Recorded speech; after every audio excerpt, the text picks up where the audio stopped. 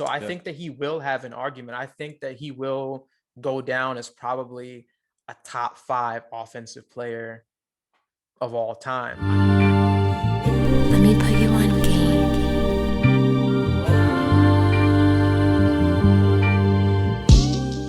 There's been another player in the NBA that we can talk about that is on an absolute tear right now, and that is Stephen Wardell Curry, or Mm. Wardell Stephen Curry, but we call him Steph. Some people call him Wardell and he thinks it's weird, but whatever.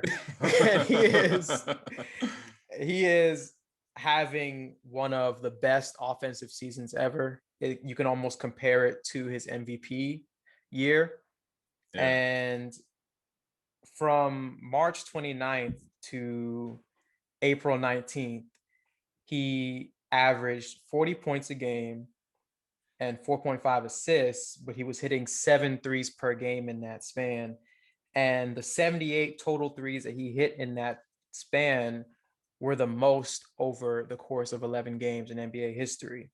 And he had a bit of a bad game against the Wizards, which is natural because that happens. But then he also came back last night and had another 32-point game in a win against the Nuggets. Mm. So I wanted to just talk about him for a second. And do you think where does Steph Curry? I feel like Steph Curry is going to be one of the most difficult players to talk about when his career is over, in terms of how we think of him in the context of NBA greatness. So, how are you feeling about this run that he's going on, and how do you also feel about him when you start to talk about him stacking up against the greatest point guards to ever play?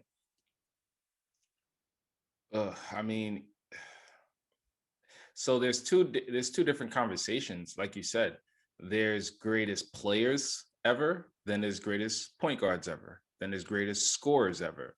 And he is in the conversation in a lot of those dimensions. For greatest player ever, you think of him, you don't necessarily think of him to stand next to a Michael Jordan in terms of his overall impact on the floor, but his impact on the game and how the game is played and what young people look up to. He has affected that, because everybody shoots outside shots, logo shots, 30-foot shots because of Steph. Right. Kids were doing fadeaways because of Jordan. People wanted to jump out the gym because of Jordan. And now kids are shooting all those shots because of Curry. And so he changed the game in that standpoint. And he is one of the most lethal shooters we've ever seen. Is the most lethal shooter we've ever seen. Yeah. The babyface assassin, and yeah. But then and so that's him as a scorer. And then when you think of him as a point guard, he racks up assists because he draws so much attention. And so other players are gonna get open shots because of him. They're gonna try to run him down, and make sure that he, has to pass the ball and make someone else beat you. And he can make you Yeah. pay. But he's also a great finisher. So he has all the technical skills of a great point guard, but he's just so good at shooting that he doesn't have to lean on his point guard skills as much, his playmaking skills as much.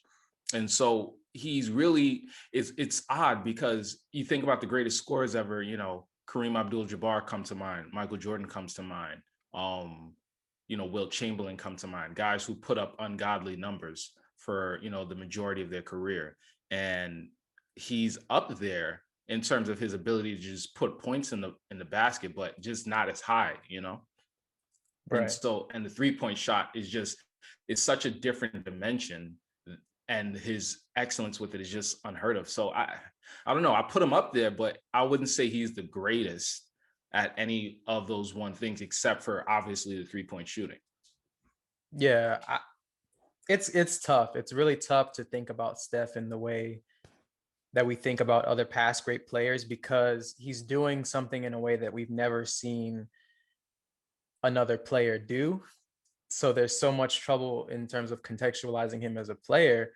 Mm. But Steph has this quality about him where it almost appears he may be getting discredited because it almost appears that what he does is achievable if you work hard.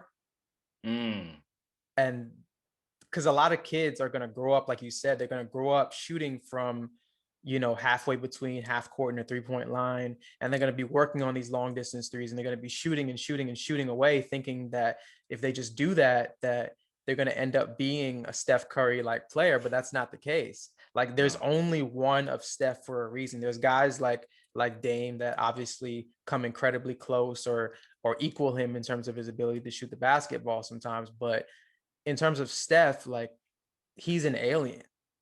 Yeah. He has he has some gift that we can't tangibly like really put a finger on. And it might just be, I think he probably has an incredible amount of hand-eye coordination to the point Mm, where he's savant like his ability mm, to handle the basketball, and then his ability to shoot from anywhere at any time. And then he's also he's also in the disrespectful Hall of Fame for consistently shooting and then turning around before it goes in and letting you know about it. But with yeah. Steph, he creates this incredible uh this amount of havoc for the defense because you have to guard him as soon as he crosses half court, sometimes even earlier. But he's a menace when he has the ball, but he's also a menace when he doesn't have it, because you have to be consistently aware of where he is on the court at all times. And he's Yeah. warping the way that defenses are defending the Warriors because they have to be aware of him at all times. And it kind of speaks to how valuable he is and how much he's changed the game of basketball and the way that it's played. So I Yeah. think that he will have an argument. I think that he will go down as probably a top 5 offensive player of all time. I think when it's said Mm. and done, just because of his gravity and the way that he's changed the game.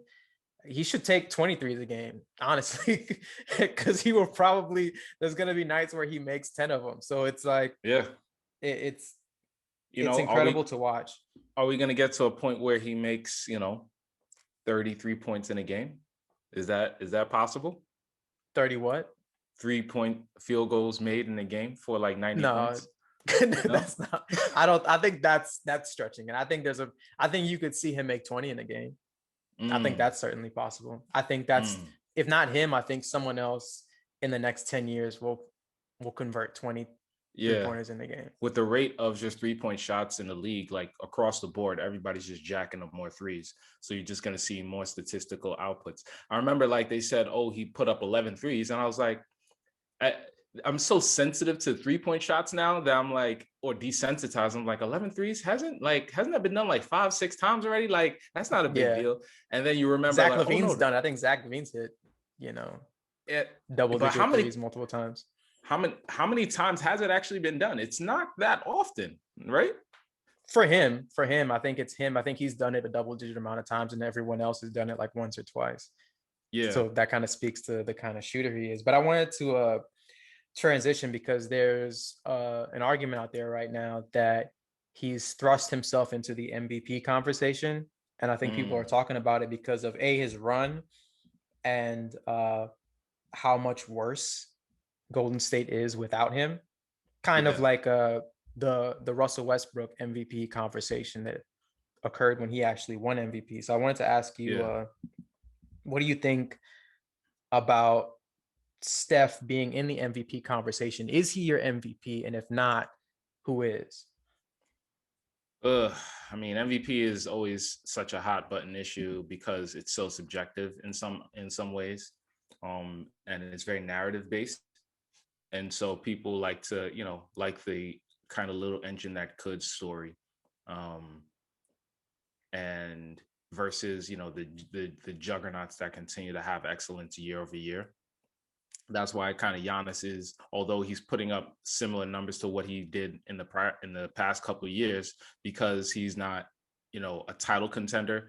People are like, yeah, you're great, but that MVP stuff, we got to think and talk about somebody else. Same thing happened to Russ, and so right now he's back in that conversation because he seems like such an underdog, and because if he were to fall off, the his team would be so bad. But a team like, Philadelphia, or a team like Denver, who have Joel Embiid and Nikola Jokic, respectively, they are more interesting of an MVP story, because it's a little engine that could. It's okay, these guys are finally ascending, putting up numbers, and their team is playing really fun, winning basketball. I think Joel is probably the leader because his team has the better standing in his conference. He is just, he's winning. He's doing what big men of the 80s and 90s and 70s were doing. And because you don't see that too much in the modern NBA, it's kind of a novelty. And so he's really impacting the game on that end. It's a lot of fun to watch. He's a fun player. He does it all on the court. He can shoot, but now he's posting and toasting, grabbing boards, blocking shots, getting assists and rebounds. And so he's probably my MVP choice at the moment. Jokic is right there too, because of everything he does for Denver, the insane passes that he makes, his amazing playmaking ability, the fact that he's a 40% plus 3-point shooter, and now they're still winning, even though Jamal Murray is done for the year. He's he's made them a super competitive and fun team. So I like Curry and I like his story, but the fact that he's had an MVP and we've kind of seen it before makes us less likely to take him serious. And also because his team is fighting for a play-in spot, so it's hard to really see him up there right now. Right. No, I feel you. I don't think the Warriors have been good enough this year to justify an MVP. Because even with the Russ year, even though he didn't have a solid team around him in terms of, well, not solid, he had a solid team around. He didn't have a star-laden team around him. I think they were still 47 and 35. So the Warriors right now are not that.